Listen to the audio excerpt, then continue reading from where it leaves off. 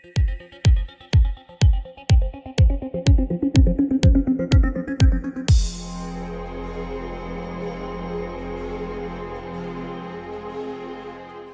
vaxtınız xeyir olsun, əziz tamaşaçılar. Vətəndaş mövqeyini izləyirsiniz EdNews TV-nin efirində.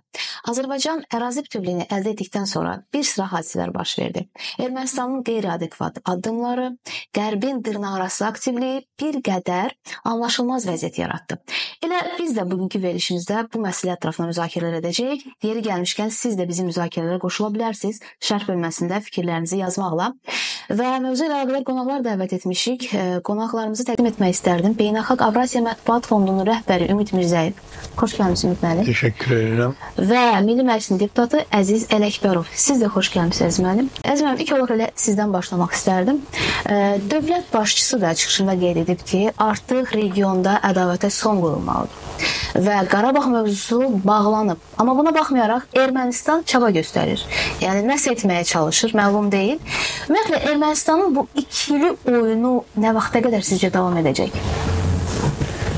Niyə davam edir? Ermənistanın bu ikili oyunu əslində gözləniləndir. Yəni burada təəccüblü heç nə yoxdur. Yəni Ermənistanın və ermənilərin son 10 illiklərdəki hərəkətlərinə fikir verəndə bugünkü bu prosesi proqnozlaşdırmaq mümkündür. Ermənilər həmişə belə eləyiblər.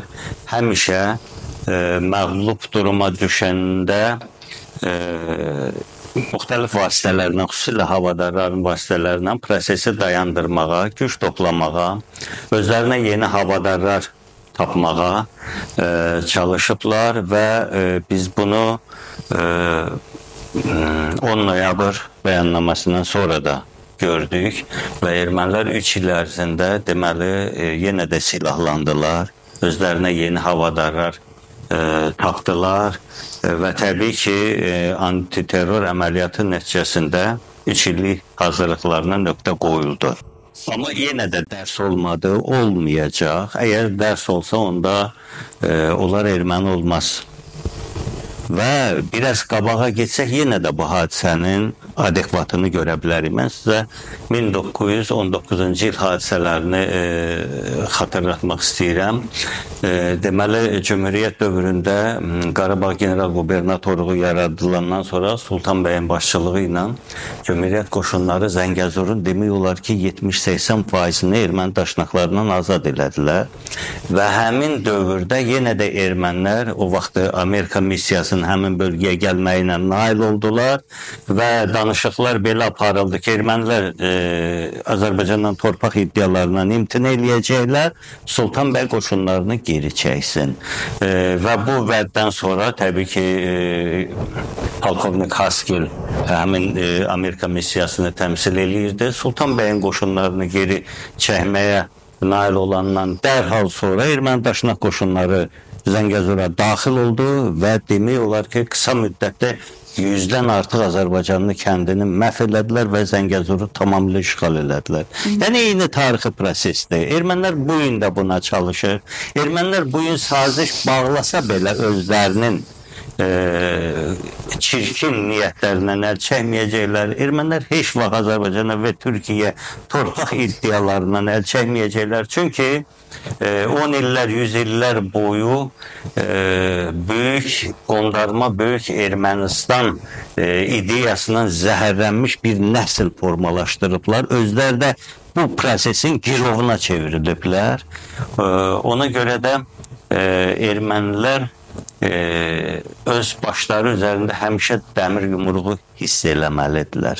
Əks təqdirdə ermənilərin xoşluqla bu ideyalardan imtina eləyəcəkləri mümkün deyil. Təəssüflər olsun ki, həqiqətən də yəni sülhün bərqərar olması hər iki tərəfə daha yaxşı olardı, uğur gətirə bilərdi. Ümid müəllim, anklav ərazilərin qaytarılması ilə bağlı Ermənistan baş naziri bir fikir səsləndirdi və onu dərhal təqzib etdi. Ümumiyyətlə, necə düşünürsünüz? Bu cür ziddiyyətli fikirlər, addımlar, Qazağın 7 kəndi, Naxçıvanın Kərki kəndinin geri qaytarılmasını, yəni müharibə yolu ilə geri qaytarılmasına kömək edə bilərmi, səbəb ola bilərmi? Yəni? Mən düşünürəm ki, bu prosesin geriye yolu yoktur. Yani bu torpaqlar gec yox. Yani çok da uzakta olmayan bir zamanda öz sahibine o yurt yuva qaytarılacaq. Yani ona Azərbaycan hökuməti nail olacaq. Bizim kifayət qədər Azərbaycan kifayət qədər ısrarlı bir siyasəti var. Xarici siyasəti var. Hökumətin verdiyi mesajlar, ordunun o formalaşan nizamı bizə onu deməyə əsas verir ki, bu proses, bu məsələlər çox da uzaqdan deyil. Mən hörmətli Əziz müəllimi, siz Milli Məclisin deputatı kimi təqdim etdiniz. Əziz müəllim həm də bizim gözəl tarixçimiz, həm də Qərbi Azərbaycan icmasının rəhbəridir. Biz Qərbi Azərbaycan icmasının fəaliyyətində biz o çox ciddi bir ardıcıllığı görürük və sizə deyim ki, həm də bu beynəlxalq camiyyədə tez-tez, həm beynəlxalq camiyyədə, həm daxili auditoriya üçün kifayət qədər ciddi mesajları deməli yayılmaqdadır. Həm də bu təşkilatın BMT auditoriyalarında, yəni tez-tez müzakirələrə səbəb olan qaldırdıqları məsələlər onu deməyə əsas verir ki, yəni Azərbaycan gec-tez öz deməli yurduna, yuvasına, əzəli, əbədi torpaqlarına qovuşacaq. Yəni bizim bu son illərdə Cənab Prezidentin bir mesajı var idi ki, biz Zəngəzura biz belə də öz maşınlarımızda gedəcəyik. Yəni biz Azərbaycanın bu gün əldə etdikləri, Azərbaycanın mövcud potensialı onu deməyə əsas verir ki, Ermənistanda bugün verilən mesajlar, atılan addımlar, bəyanatlar, bütün bunların hamısı biraz ləngitməyə, biraz prosesi hər hansı bir şəkildə özlərinin xeyrinə dəyişməyə hesablanmış mesajlardır, atılan addımlardır. Amma bütövlükdə bu deyək ki, böyük dəyişikliyə səbəb ola bilməz. Nə onların atdıqları addımlar, nə onların verdikləri bəyanatlar. Çünki siyasətin istiqaməti bəlli deyil. Bilirsiniz necədir? Bu 100 ildən sonra biz indi 100 il əvvəl baş verənləri indi Əziz müəllim qısaca bir ekskurs elədi. Yəni nə bölükdə o vandallıqlar Zəngəzurda nə bölükdə 100 il bundan əvvəl. Yəni bugün Qarabağda gördüyümüz o faciələri biz 100 il bundan əvvəl Zəngəzurda görmüşük. Şuşada görmüşük. Qarabağın bütün bölgələrində görmüşük. Zəngəzurun talan olunmayan bir kəndi kəsəyi olmayıb bu dövr üçün. Yəni bunları biz yaşaya-yaşaya gəlmişik və sizə deyim ki, erməni şovinistlərinin, separatçılarının, daşnaqlarının həyata keçirdiyi o siyasət nəticəsində kifayət qədər ciddi bir, deyək ki, onların qarşısında dayanan bir qüvvə formalaşıb. Yəni o qüvvə ki 44 gün ərzində o Şuşanın alınmaz qalasını deyək ki addımladılar, yəni o qalaya qalxdılar. Yəni bu qarşısı alınmayan bir proses var. Mən hesab edirəm ki bugün bizim mesajlarımız bəllidir, Azərbaycanın verdiyi mesajlar bəllidir, istəyimiz bəllidir və bizim elədiyimiz məsələlər də bəllidir. Onu Ermənistan siyasətçiləri də bilir, Paşinyan özü də bilir. O yüzden də biz məsələlərə biraz nikbin yanaşaq və gec məsələsi yoxdur. Mən o tez tərəfini qəbul edirəm, amma o gec tərəfini mən qəbul eləmirəm. Əslində istərdim bu suala hər ikiniz cavablandırasınız. Əlavəniz var idi sizin? Mən hörmətli müəllimin fikrinə bir əlavə eləmək istəyirəm anklav kəndlərinə bağlı. Ermənilər Azərbaycanın yəni suveren ərazisi olan o 7 anklav, bir də Kərkini nəzərdə tutsa 8 anklav kəndini qaytarmaq əvəzinə uydurmalarını yenə davam elətdirirlər. Paşinyan öz çıxışlarında Azərbaycan bizim 31 kəndimizi işğal edir. Bəli. Əslində qalanda ermənilər Azərbaycanlıların 2000-dən artıq kəndini zəbt eləyiblər. Yəni 1932-ci ildə Zaven Korgodyanın kitabında 100 il ərzində Ermənistan əhalisi kitabında açıq şəkildə yazır ki, Ermənistanda 2300 toponim var, kənd, yer, yurd adı var və bunun 2000-i tam Azərbaycancadır. Bu demək ki, həmin kəndlərdə Azərbaycanlılar yaşayıblar. Təkcə elə sonuncu deportasiya 1987-1991-ci illərdə 300-də yaxın yaşayış məntəqəsindən Azərbaycanlılar qovuldu. Yəni bizim bu qədər kəndlərimizi işğal eləyən Ermənistan bu gün Azərbaycanı 31 kəndinə təhdid eləyir. Yəni bax mən dediyim məsələdir. Bu 31-i deyib bu ikisini bizim yadımıza salır. Bunlar bax apardığı siyasət birində adan çəkə bilmir. Rəqəm olaraq deyil. Çünki onu yenə göstəri olmalıdır axı, yəni göstəriş kimi onu rəqəm kimi təqdim edir. Bax, Ümid müəllim də dedi, siz də vurğuladınız və istərdim sual hər ikiniz cavablandırasınız. Baxın, Ermənistan Azərbaycana qarşı bu qədər vəhşiliklər törədir. Və Azərbaycana qarşı Azərbaycan həm maddi, həm mənəvi ziyan vurub. Amma dünya, xüsusilə də qərb bunu bilirsiniz, bu dediklərinizə görə Ermənistana təzyiq göstərməkdənsə yəni əksinə edir. Nədir sizcə səbəb? Niyə belədir? Buyurun, Ümid müəllim. Səbəb maraqlardır. Dünyada ədalət deyilən bir şey yoxdur. Dünya maraqlar üzərində idarə olunur. Biz 30 illik çəkdiyimiz ağrı acını tək başına çəkdik. Və 30 il ərzində bir kimsədən bir zərrə də olsun dəstəyimiz olmadı. Və Azərbaycan toplum olaraq, ölkə olaraq, məmləkət olaraq özünü toparladı. Ordumuz özünü toparladı. Ölkəmiz özünü, resurslarını hərəkətə gətirdi. Ölkə başçısı düzgün siyasət formalaşdırdı.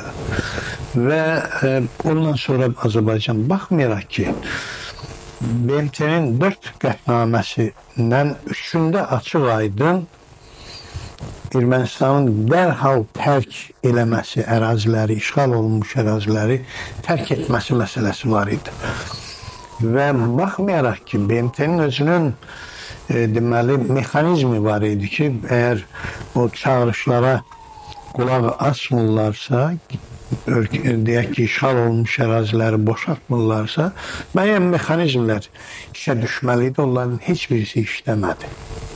Azərbaycana şamil olunmadı. Və deyək ki, konfliktin çözülməsinə məsul olan Minsk qrupu Amerika, Fransa, Rusiyadan formalaşmış Minsk qrupu elə turist kimi gəldi, turist kimi getdilər və Azərbaycanın bu böyüklükdə o fəlakət içərisində olan Azərbaycanın çadır şəhərciklərində yaşayan, vaqonlarda yaşayan, yeraltı qazmalarda, tövlələrdə yaşayan, ac, yalavac olan Azərbaycan insanına göz yumdular. Yəni bir dəfə də olsun onlar dayanıb o insanların acımadılar, vəziyyətinə acımadılar. Olmadı, biz bunu görmədik. Amma şükür ki biz yəni özümüzdə qüdrət, güc tapdıq və bu problemin çözülməsi üçün addım atdıq. Dünya maraq, bayaq qeyd elədiyim kimi maraqlar üzərində qurulubdur yəni. Təbii ki, indi müəyyən məqamlar var ki, sən əlbəttə yəni Azərbaycan öz torpaqlarını geri qaytarandan sonra bizə, yəni bizim ədalətli olmağımızı heç zaman dilə gətirməyən, deyək ki, dövlətlərin çoxsu bu günlərsə onu dilə gətirdilər. Hətta o super güclərin özləri də baxdılar ki, biz özümüz Başqa seçimləri qalmamışdı, amma görünür biz deməli həqiqət qarşısında. görünür güclü olmaq lazımdır da. Həyatın qaydası budur, əzməlim. Adi meşənin özündə də baxırsan ki, o günəşə deyək ki, daha çox gün ışığı görən ağaclar daha çox deyək ki, təravətli olur. Görür, güclü olmaq lazımdır. Bu təbiətin qaydasıdır. Buyur Əzmə. Mən də o fikirlə tamamilə razıyam. Deməli, o 30 il ərzində biz o 2 il standartları bütün çılpaqlığı ilə müşahidə elədik.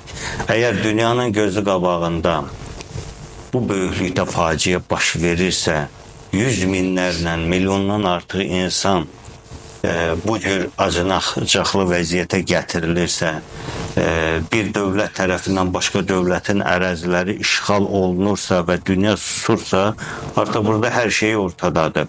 Və təsəvvür eləyin ki, bu 30 il ərzində bu gün müəyyən siyasi meydanda meydan sulayan dövlətlər bir dəfə də olsun Ermənistanı işğalçı dövlət kimi elan eləmədilər, təqdim eləmədilər. Bəli, yəni bu qədər ikiyüzlülük, bu qədər ikili standart olmazdı. Və Azərbaycana qarşı bu haqsızlıq 30 il davam elədi və hörmətli Umud müəllim dediyi kimi Azərbaycan axırı silaha əl atmaq məcburiyyətində qaldı. Yəni Azərbaycanı buna məcbur elədilər. Azərbaycan prezidenti sülh yolu ilə, danışıqlar yolu ilə, beynəlxalq hüquq yolu ilə məsələni nə qədər həll eləməyə çalışsa da, Qərb buna imkan vermədi və o 44 günlük müharibədə də o antiterror əməliyyatı zamanı da həyatını itirənlərin hamısının məsuliyyəti Qərbin üzərindədir yenə də. Çünki o həddə Qərb gətirdi, çıxartdı regionda məsələləri və mən o fikirlə də tamamilə razıyam ki, Qərbin başqa dövlətlərin bu regiona münasibəti onların siyasi və iqtisadi maraqları üzərində qurulubdur. Və həmin o bu gün Ermənistana havadarlıq güya dırnaqarası eləyən dövlətlər, yəni öz maraqlarını qətiyyən erməni xalqını düşünmürlər. Qətiyyən Ermənistanı düşünmürlər. Özlərinin şəxsi maraqları, Ermənistan bir alətdir. Erməni xalqı bir alətdir və özləri də bilə-bilə ki, bununla regionda Ermənistanı çıxılmaz bir vəziyyətdə qoyurlar. Hətta Ermənistan dövlətçiliyini, öz dövlətçiliyini itirmək təhlükəsi qarşısında qoyurlar. Yəni, sabah onlar çəkilib gedəcəkdir. Amma Ermənistanı bütün regionla düşmən eləyib, regionu qan çanağına çevirəndən sonra bu dövlət və bu millət bu regionda necə yaşayacaqdır? Bax, Ermənistanın siyasi rəhbərliyi bu barədə düşünməlidir. Erməni xalqı öz siyasi rəhbərliyinə bu məsələyə görə təzyiq göstərməlidir və öz dövlətinin, öz xalqının Qərbin alətinə çevrilməsinə imkan verməməlidir. Alətə çevrilmək qeyd etdiyiniz kimi, baxın, bəzi siyasətçilər deyir ki, ümumiyyətlə Ermənistanla Azərbaycan arasında gərginliyin birinci səbəbi, yəni ən böyük rolu Rusiya oynayır. Siz bu fikirlə razısınızmı? Mən o fikirlə qətiyyən razı deyiləm. Nəyə görə? Bəzən belə düşünənlər daha çox 200 il qabaq bu regionun Ruslar tərəfindən işğal olunmasına əsas gətirilir. Bilirsiniz, hər bir imperiyanın öz imperiya maraqları var. O vaxtda Çar Rusiyası imperiya idi və uzaq şərqə qədər əraziləri işğal eləmişdi, Sibiri işğal eləmişdi, isti dənizlərə çıxmaq üçün Cənubi Qafqazı işğal eləmişdi. Yəni, vaxtı ilə başqa imperiyalar da bu hərəkətləri eləyibdi. Biz bu gün Nadir Şahı ittiham eləyə bilərikmi ki, Əfqanistana qədər fəth eləmişdi əraziləri. Bu gün biz Avropanın yarısına qədər əraziləri fəth eləyən Osmanlı ittiham eləyə bilərikmi? İttiham eləyə bilmərik. Hər bir imperiyanın özü imperiya maraqları var və Çar Rusiyasında imperiya maraqları idi əraziləri, daha çox əraziləri işğal edir. Bax, qeyd elədiniz, 100 il bundan əvvəl elə ermənilərin o prosesdə, Zəngəzurda olan prosesdə Amerika qüvvələri Azərbaycana Cumhuriyyət qüvvələrinə müraciət edib ki, dayanın. Müəyyən bir hakimiyyət dövrləri var. Bəli, 90-cı illərin əvvəlindəki Rusiya hakimiyyətində olanlar ermənilərin maraqlarına daha çox oynadılar və Azərbaycan torpaqlarının işğal olunmasına xidmət elədilər. Amma bugünkü Rusiya, Putin Rusiyası daha çox regionda özünün də təbii ki müəyyən vəziyyəti ilə bağlı filan proseslərin stabilləşməsinə maraqlıdır. Və Qərb də, Ermənistan da çalışır ki, Rusiya ilə Azərbaycanı toqquşdursunlar, arasını vursunlar. Çox üzr istəyirəm. 89-cu il noyabr günləri Ermənistandan demək olar ki, sonuncu Azərbaycanlıya qədər, belə demək mümkündür, qalmış. 300 min Ermənistan özü təsdiq elədiyi rəqəmdir. İndi bu əslə qalanda bu rəqəm 500 mindir bizim, yəni təxmini hesablamalarla indi icma bunu daha dəqiq bilir. O vaxt 300 min Azərbaycanlı deport olunmuşdu, didərgin salınmışdı. Noyabrdan sonra dərhal, noyabr ayından dərhal sonra dekabrda Spitak hadisəsi oldu. Nədən bu Spitakı bütün dünya danışdı? Bəli. Nədən bütün Avropa danışdı? Yardımlar göndərildi Ermənistana. Səfərlər olundu bütün qüvvələr, beynəlxalq qüvvələr. Amma o dövrdə nədən deyək ki, o 300 mini gözləri görmədi? Günlərsi sentyabr antiterror əməliyyatından sonra deyək ki, barmaqla sayılacaq Ermənistana köçənləri günlərsi o rəqəmi gətirib 120 minə çatdırmaq istəyirlər. Hansı ki, erməni mətbuatının özü 100 mindən yuxarı olmadığını bunu qeyd eləyir. Avropa 120 mindən danışır. Bilirsiniz, bax, burada təbii ki, maraqlar çıxır ortalığa. Nə idi maraqlar? Bax, həmin maraqlardır ki, bu məsələləri bu dərəcədə deyək ki, cəmiyyətə təqdim edir, sırayırlar. Buna görə bugün Azərbaycan insanına hər hansı bir region dövlətlərinə, regionda maraqlı olan dövlətlərlə qarşı-qarşıya qoymağa imkan vermək olmaz. Bugün Azərbaycanın Rusiya ilə elə bir problemi yoxdur və strateji müttəfiqliyi var və cənab prezident də özünün mükəmməl xarici siyasəti ilə dövlətlər arasını münasibətləri tarazlayır və Azərbaycanın dövlətinin və xalqının maraqlarına uyğun şəkildə bu münasibətləri qurur. Buna görə də bugün hər hansı bir dövlətin və yaxud hər hansı bir beyin mərkəzlərinin marağında ola bilər ki, Azərbaycanla Rusiyanı qarşı-qarşıya qoysun, amma bu mümkün deyil. Bugün Ermənistanla Rusiya qarşı-qarşıya dayanıbdır. Ermənistanın hər bir müttəfiqinə hər hansı bir mərkəz zamanda xəyanət eləmək təcrübəsi var tarix boyu və regionda Ermənistan dövlətini bilirik ki, Rusiya yaradıbdır, amma bugün artıq Rusiya xəyanət eləmək yolunu tutubdur və bu da təbii ki, Ermənistanın sonunu gətirməyə aparır. Ümid müəllim, böyük qayıdışa mane olan əsas problemlərdən biri işğaldan azad olmuş torpaqların minalarla çirklənməsidir.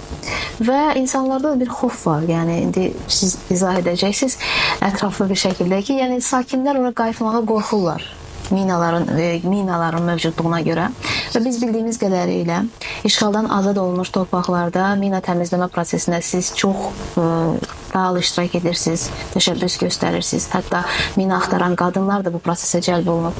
İstərdik bir geniş məlumat verəsiniz, izləyicilərimizə də aydın olsun, yəni.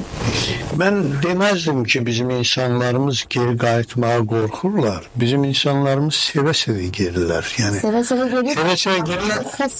Əlbəttə, yəni təbii ki, bir yerdə ki, hər milyon yarım minadan söhbət gedir. Bu Qarabağa köçəcək insan, hər insana 2 minanın düşməsi deməkdir.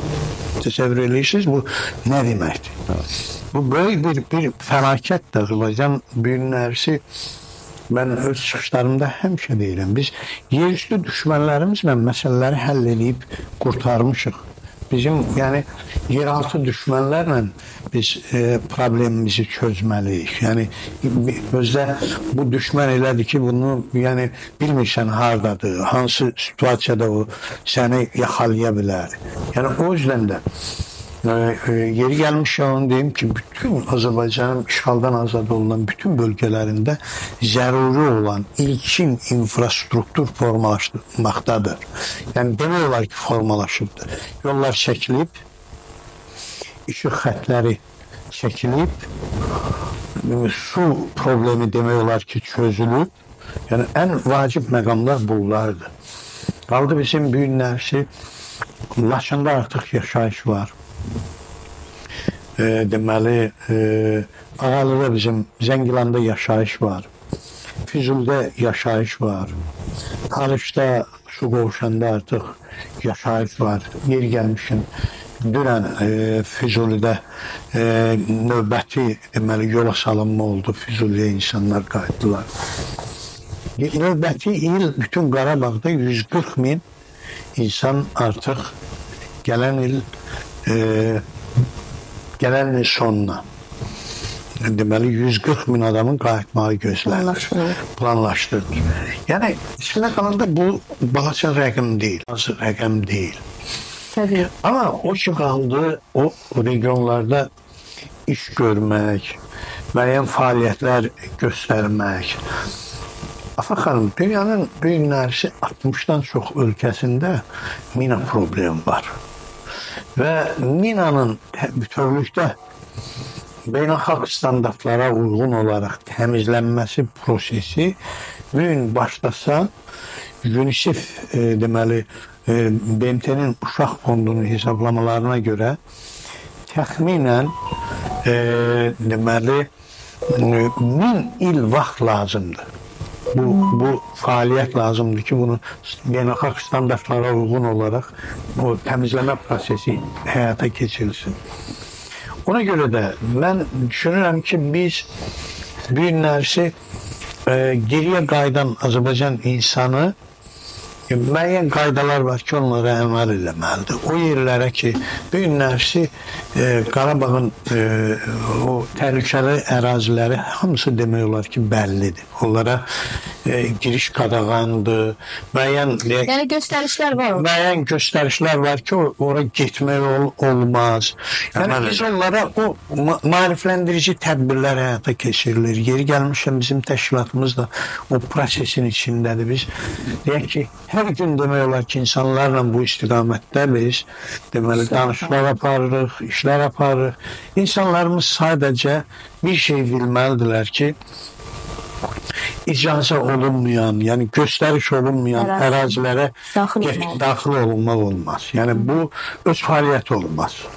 Müəyyən yerlər var ki, orada yəni onlar təmizlənib əhalinin istifadəsinə verilməyincə biz onlara bu müəyyən məsələlərə riayət eləməliyik, müəyyən qaydalara riayət eləməliyik.